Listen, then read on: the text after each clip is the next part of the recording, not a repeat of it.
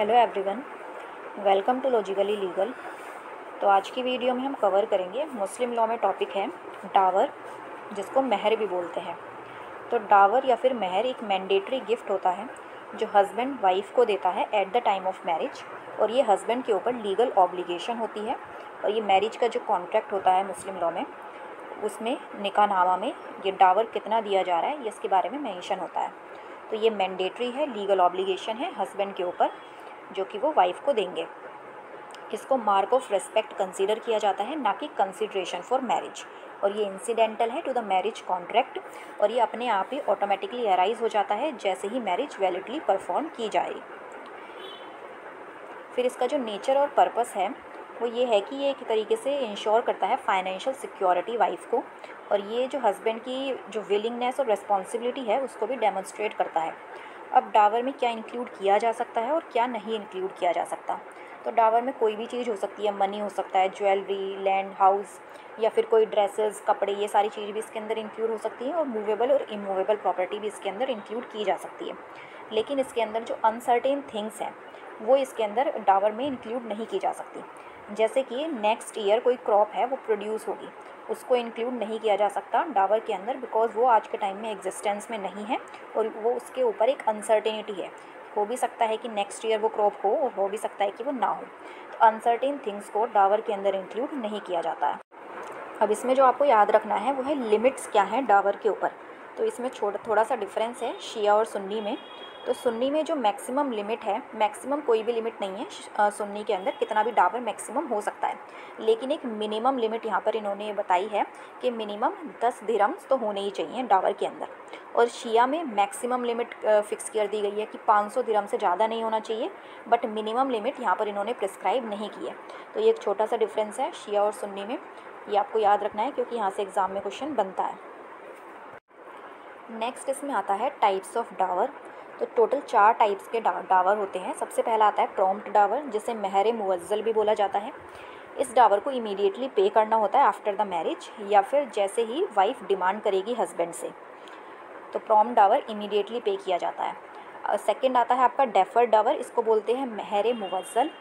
तो ये जो डेफर डावर है ये डिपेंड होता है किसी सर्टेन कंडीशन पर। तो जो निकाहनामा होगा उस पर लिखा होगा डेफर डावर के बारे में कि किन कंडीशन पर जो वाइफ़ है वो अपने हस्बैंड से डावर डिमांड कर सकती है। तो इसमें लिखा होगा या तो डाइवोर्स अगर हस्बैंड वाइफ को दे दे तो उस टाइम पर वो डिमांड कर सकती है, या फिर हस्बैंड की डेथ हो जाए, या फिर हस्बैंड अगर सेकंड मैरिज करे, तो इस तरीके की कोई कंडीशन लिखी होगी, उस पर डिपेंड करेगा। उस कंडीशन अगर ऐसा हो जाता है तो वो वाइफ जो है क्लेम कर सकती है। थर्ड काइंड ऑफ डावर आता है स्पेसिफाइड डावर, जिसको महर मुसम्मा बोला जाता है। तो स्पेसिफिकली जैसे नाम से ही क्लियर है, तो डावर स्पेसिफिकली मेंशन होगा कि क्या डावर है, कितना अमाउंट है, क्या चीज़ दी जा रही है।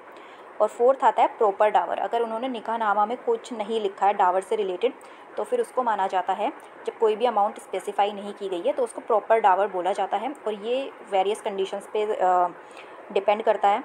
काफ़ी सारी चीज़ें कंसीडर की जाएंगी, जैसे कि वाइफ का स्टेटस क्या है, उसकी एजुकेशन क्या है, और फैमिली बैकग्राउंड क्या है। ये सारी चीज़ों को कंसीडर करके एक अमाउंट फ़िक्स किया जाता है, तो उसको बोलते हैं प्रॉपर डावर, जो उन्होंने मेंशन नहीं किया होता मैरिज के कॉन्ट्रैक्ट में कि क्या अमाउंट दिया जाएगा। तो ये चारों काइंड्स आपको नाम के साथ याद रखने हैं और इसमें इनका मीनिंग क्या क्या होता है। नेक्स्ट इसमें आता है लिमिटेशन टू क्लेम डावर। अगर हस्बैंड वाइफ को डार देने से मना कर देता है तो उसके कितने साल में जो वाइफ है वो सिविल सूट फाइल कर सकती है उसको क्लेम करने के लिए। तो उसका लिमिटेशन पीरियड आपको ध्यान रखना है, वो है 3 years from the date it becomes payable. मतलब जिस दिन भी हस्बैंड रिफ्यूज़ करता है वाइफ के डिमांड करने के बाद भी, वो उसके 3 साल के अंदर अंदर केस फाइल कर सकती है और अपना डावर एक तरीके से क्लेम कर सकती है कोर्ट के थ्रू, क्योंकि जो महर है उसको एक एक्शनेबल डेट माना जाता है। फिर इसमें नेक्स्ट आता है कि मुस्लिम वुमेन के पास क्या राइट्स हैं अगर हस्बैंड महर नहीं पे करता है। तो इसमें 3 राइट्स आते हैं। सबसे पहले जो वाइफ है वो कोहैबिटेशन के लिए रिफ्यूज़ कर सकती है, और ये केवल तभी होता है तब प्रॉम्प्ट डावर अनपेड रहता है। सेकंड जो राइट है वो है सिविल सूट फाइल करना। तो डावर एक एक्शनेबल अनसिक्योर डेट होता है, तो 3 साल के अंदर अंदर जो भी लिमिटेशन पीरियड है एक सिविल सूट फाइल किया जा सकता है डावर को क्लेम करने के लिए। थर्ड इसमें आता है राइट ऑफ लीन। इसमें वाइफ जो है वो हस्बैंड की प्रॉपर्टी को रिटेन कर सकती है, बट इसकी 2 कंडीशंस हैं एक तो ये कि जो भी प्रॉपर्टी वाइफ रिटेन कर रही है उसका उसके ऊपर लॉफुल पोजेशन होना चाहिए, मतलब कि फोर्सफुली उसने वो प्रॉपर्टी ना ली हो हस्बैंड से। और सेकंड, जो भी वो पोजेशन है वो जब भी डिस्प्यूट अराइज हुई है या फिर जो अगर हस्बैंड की डेथ हो गई है उससे पहले ही जो वाइफ है वो उसके प्रॉपर्टी के पोजेशन में होनी चाहिए। अगर ये दोनों कंडीशन सेटिस्फाई होती है तभी ये जो थर्ड वाला राइट है, राइट ऑफ लीव, वो वाइफ जो है वो परफॉर्म कर सकती है। फिर इसमें एक छोटा सा टॉपिक है हीबाए मेहर। बस इसमें ये याद रखना है कि हीबाए मेहर का मतलब होता है अगर गिफ्ट मेड किया जाता है इन प्लेस ऑफ डावर। तो यूजुअली जो डावर के प्लेस पे अगर हस्बैंड कोई गिफ्ट दे देता है तो उसे हीबाए मेहर बोलते हैं, और ये इररिवोकेबल होता है और वॉलंटरी दिया जाता है हस्बैंड के द्वारा वाइफ को। फिर डिफरेंस एक आता है डावर और मेंटेनेंस में, तो इस पर एक कंट्रोवर्सी भी हुई थी। तो ये छोटा सा डिफरेंस है, जैसे जो डावर है वो ऑब्लिगेशन है under the marriage contract in Muslims, और जो मेंटेनेंस है वो ऑब्लिगेशन है डेली सपोर्ट के लिए। और ये पेएबल किया जाता है, dower payable once in a parts, और जो मेंटेनेंस है वो कंटिन्यूस लाइबिलिटी है जो चलती रहती है। ये वाइफ का एक्सक्लूसिव राइट होता है, और इसको मेंटेनेंस को जो वाइफ है वो अपने लिए भी क्लेम कर सकती है और अपने चिल्ड्रंस के लिए भी क्लेम कर सकती है। तो यहीं पर ही इसके ऊपर एक केस आया था, मोहम्मद अहमद खान वर्सेस शाहबानो बेगम 1985 का। इसमें जो शाहबानो थी उन्होंने केस फाइल कर दिया था under section 125 of CRPC maintenance claim करने के लिए। और जो हस्बैंड थे मोहम्मद अहमद खान, उन्होंने कहा कि मुस्लिम्स में मेंटेनेंस का कोई कॉन्सेप्ट ही नहीं है, मुस्लिम्स में जो मेहर का कॉन्सेप्ट है उसी के अंदर ही मेंटेनेंस इंक्लूड किया जाता है। तो यहाँ ये कंट्रोवर्सी हुई, और इसमें फिर जो सुप्रीम कोर्ट था उन्होंने रूलिंग दी कि जो सेक्शन 125 है CRPC का, ये सारे लोगों पे लगता है भले ही वो किसी भी रिलीजन से बिलोंग करते हो। तो जो सेक्शन 125 है CRPC का, ये एक सेक्युलर प्रोविज़न है। तो इस जजमेंट में ये हेल्ड हुआ था कि जो सेक्शन 125 CRPC है वो एक सेक्युलर प्रोविज़न है, और उसमें कोई भी जो वुमेन है वो मेंटेनेंस क्लेम कर सकती है अपने हस्बैंड से। इवन अ मुस्लिम वाइफ भी अगर कोई है तो वो भी सेक्शन 125 CRPC में मेंटेनेंस क्लेम कर सकती है अपने हस्बैंड से। इस केस की वजह से कंट्रोवर्सी हुई, और उसकी वजह से एक एक्ट पास करना पड़ा पार्लियामेंट को। उसका नाम था Muslim women protection of rights on divorce act 1986। ये एक्ट पास किया गया था as a reaction of Shahbano case, और इसमें सेक्शन 3 एक इंक्लूड किया गया जिसमें जो हस्बैंड की लाइबिलिटीज़ बताई गई मेंटेनेंस के रिगार्डिंग जो वो अपनी वाइफ को देंगे। तो इसमें यह था कि जो इद्दत पीरियड होता है उसके विद इन द इद्दत पीरियड हस्बैंड को अरेंजमेंट करना होगा मेंटेनेंस के रिगार्डिंग, एक रीज़नेबल और फेयर मेंटेनेंस प्रोवाइड करेंगे अपनी वाइफ को। और जो भी मेहर और गिफ्ट्स हैं जिस पर वाइफ का हक है वो सारे के सारे मेहर और गिफ्ट्स भी अपनी वाइफ को दे दिए जाएंगे। देन इस जो ये वाला एक्ट है इसके सेक्शन 3 में मेंशन है विद इन द इद्दत पीरियड। अब इस वाले प्रोविज़न को लेकर के फिर से कंट्रोवर्सी हुई, और फिर से एक केस फाइल किया गया Daniel Latifi versus union of India 2001 में। इस केस के अंदर ये जो एक्ट था 1986 का, इसकी कॉन्स्टिट्यूशनल वैलिडिटी को चैलेंज किया गया, और इसमें ये हेल्ड किया गया कि ये जो इसमें विद इन द इद्दत पीरियड लिखा हुआ है सेक्शन 3 में, इसका मतलब ये नहीं है कि जो हस्बैंड है वो अपनी वाइफ को केवल इद्दत पीरियड के ड्यूरेशन में ही मेंटेनेंस प्रोवाइड करेंगे। इसका मतलब ये है कि जो इद्दत पीरियड का जो भी टाइम होता है उसमें हस्बैंड को अरेंजमेंट्स करने होंगे, और वो मेंटेनेंस लॉन्ग टर्म होगा। इवन इद्दत पीरियड के बाद भी जो वाइफ है वो क्लेम कर सकती है मेंटेनेंस अपने हस्बैंड से इन केस ऑफ डाइवोर्स। तो यहाँ पर ये जो विद इन द इद्दत पीरियड था इसको इंटरप्रेटेड किया गया था, और इसमें यह हेल्ड हुआ था कि हस्बैंड को एक रीज़नेबल और फेयर प्रोविज़न बनाना होगा फॉर द फ्यूचर, और इसमें लॉन्ग टर्म मेंटेनेंस इंक्लूड किया गया। और अगर इसको डिनाई किया गया तो फिर इसके लिए फिर उसमें जेल के प्रोविजंस भी हैं, इम्प्रिजनमेंट के प्रोविज़न भी है। तो एक तरीके से पर्सनल लॉ और constitutional right of Muslim women में एक बैलेंस इस केस में हेल्ड किया गया। देन इसके बाद ये जो एक्ट है आपका मुस्लिम women protection of rights on divorce act, यहाँ से एग्ज़ाम में क्वेश्चन बनते हैं, तो ये एक्ट आपको डिटेल में पढ़ना है। तो इसमें एक तो आपको ध्यान रखना है कि इसके सेक्शन 2 क्लोज B के अंदर इद्दत पीरियड मेंशन है।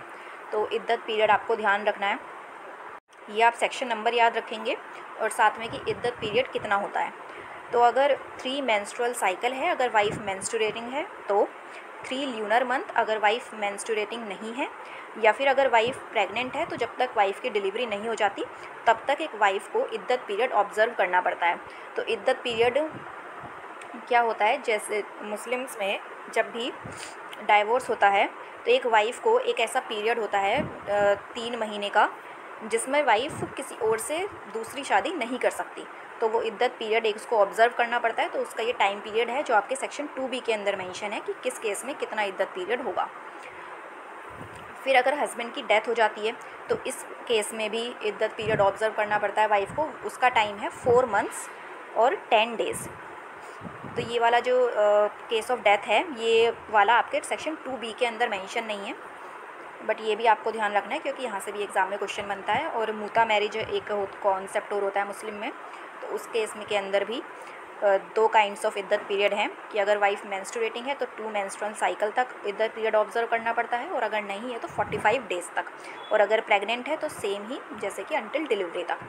तो ये आपको ध्यान रखने हैं। सेक्शन 2B के अंदर मेंशन है आपकी इद्दत पीरियड के बारे में। अब इसमें नेक्स्ट इंपॉर्टेंट सेक्शन आपका सेक्शन नंबर 3 आता है, जिसमें राइट्स की बात की गई है डाइवोर्स्ड मुस्लिम वुमेन के।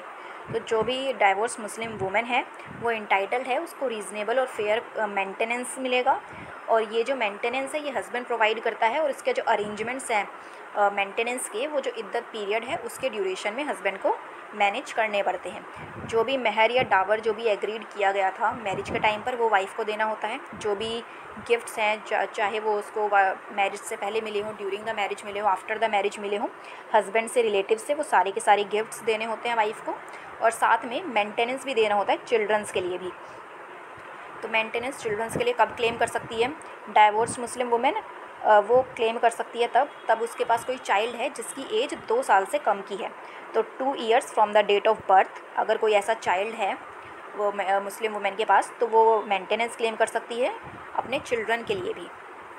तो ये भी आपको ध्यान रखना है, टाइम पीरियड याद रखना है कि जो चिल्ड्रन है अगर उसकी एज 2 साल या 2 साल से कम है तो अपने वो चिल्ड्रन के लिए भी मेंटेनेंस क्लेम कर सकती है। देन उसके बाद अगर मेंटेनेंस नहीं दिया जाता है, मतलब हस्बैंड डिनाई कर देता है, तो उसके पास वुमेन के पास क्या रेमेडी है? तो मजिस्ट्रेट फर्स्ट क्लास के पास एप्लीकेशन मतलब केस फाइल कर सकती है वुमेन, और फिर मजिस्ट्रेट डायरेक्ट करेंगे हस्बैंड को पे करने के लिए जो भी सारे के सारे मेंटेनेंस है, गिफ्ट्स है और मेंटेनेंस हो गया, महर हो गया, ये सारे के सारे प्रोविजंस जितने भी हैं मजिस्ट्रेट डायरेक्ट करेंगे हस्बैंड को पे करने के लिए। और अगर उसके बाद भी हस्बैंड पे नहीं करता है तो उस केस में इम्प्रीजनमेंट भी हो सकती है अप टू 1 ईयर्स, या फिर फ़ाइन भी लगाया जा सकता है, या फिर दोनों। तो ये आपको इम्प्रीजनमेंट भी ध्यान रखनी है, और किसके पास एप्लीकेशन फाइल होती है ये भी ध्यान रखना है, मजिस्ट्रेट फर्स्ट क्लास के पास। देन इसमें आता है आपका सेक्शन नंबर 4, इसमें मेंशन है मेंटेनेंस आफ्टर द इद्दत पीरियड। इसमें मतलब ये है कि अगर डाइवोर्स्ड मुस्लिम वुमेन है, इद्दत पीरियड के बाद भी अगर वो किसी दूसरे से शादी नहीं करती है, वो रीमैरिज नहीं करती है और वो अपने आप को मेंटेन नहीं कर पा रही है इद्दत पीरियड के बाद भी, तो भी वो मेंटेनेंस क्लेम कर सकती है। पहला तो वो अपने हस्बैंड से ही क्लेम करेगी, but by chance husband maintenance नहीं दे पा रहा है तो वो रिलेटिव्स के भी अपने रिलेटिव्स जो हैं उनसे भी मेंटेनेंस क्लेम कर सकती है।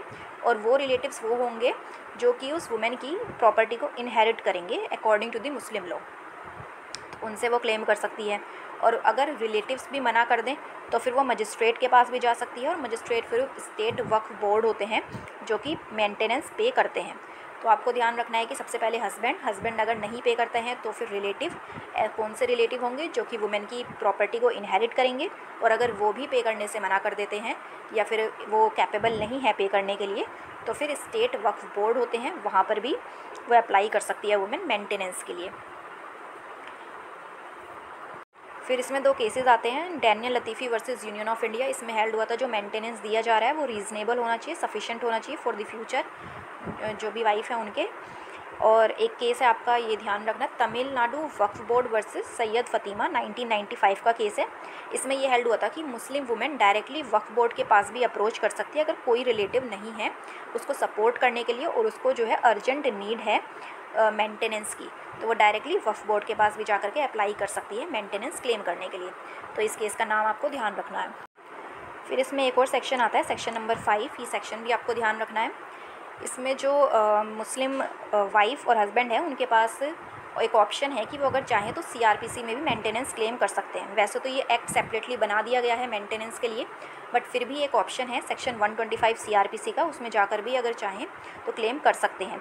तो वो कैसे क्लेम करेंगे, तो ये ध्यान रखना है कि एट द फर्स्ट हियरिंग अगर पार्टीज़ डिसाइड करती हैं, मतलब हस्बैंड और जो भी वुमेन है और उसके फॉर्मर हस्बैंड है, वो डिसाइड करते हैं जॉइंटली और सेपरेटली, वो एफिडेविट एक फाइल करेंगे कि वो सेक्शन 25 जो है उससे गवर्न होना चाहते हैं CRPC के। उसके बाद ये इस वाले एक्ट से वो गवर्न नहीं होंगे, डायरेक्टली वो सेक्शन 125 में एप्लीकेशन फाइल कर सकती हैं मेंटेनेंस की, और फिर वहाँ से जो भी प्रोसीजर CRPC में मेंशन है उसके अकॉर्डिंगली मेंटेनेंस दिया जाएगा। तो इसमें बस आपको सेक्शन नंबर 5 याद रखना है, और इसका जो प्रोसीजर है कि फ़र्स्ट हियरिंग में ही जो है एफिडेविट फाइल करना पड़ता है जो वुमेन है और उनके फॉर्मर हस्बैंड को, या तो जॉइंटली भी फाइल कर सकते हैं या फिर सेपरेटली भी। तो ये आपको ध्यान रखना है। देन इसके बाद इसमें 2-3 इंपॉर्टेंट केसेस हैं, जैसे कि मैना बीबी वर्सेस वकील अहमद। इसमें ये था कि बस इसमें ये एग्ज़ाम में पूछते हैं कि मैना बीबी वर्सेस वकील अहमद कौन से कॉन्सेप्ट से रिलेटेड, तो आपको ध्यान रखना है ये डावर से रिलेटेड है।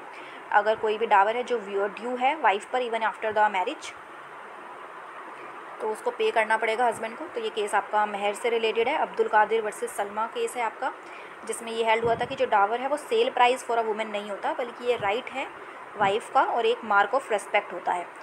सिमिलरली मोहम्मद अहमद खान वर्सेस शहाबानो बेगम, इसमें भी यही हेल्ड हुआ था कि जो डावर है वो मार्क ऑफ रेस्पेक्ट है और एक लीगल ऑब्लिगेशन होती है ये हस्बैंड के ऊपर। तो जो मेहर से रिलेटेड आपके जितने भी इम्पॉर्टेंट पॉइंट्स थे, जो भी फैक्ट्स थे, वो सारे इसमें कवर कर लिए। अब नेक्स्ट वीडियो में हम मैरिज और डाइवोर्स के कॉन्सेप्ट को कवर करेंगे।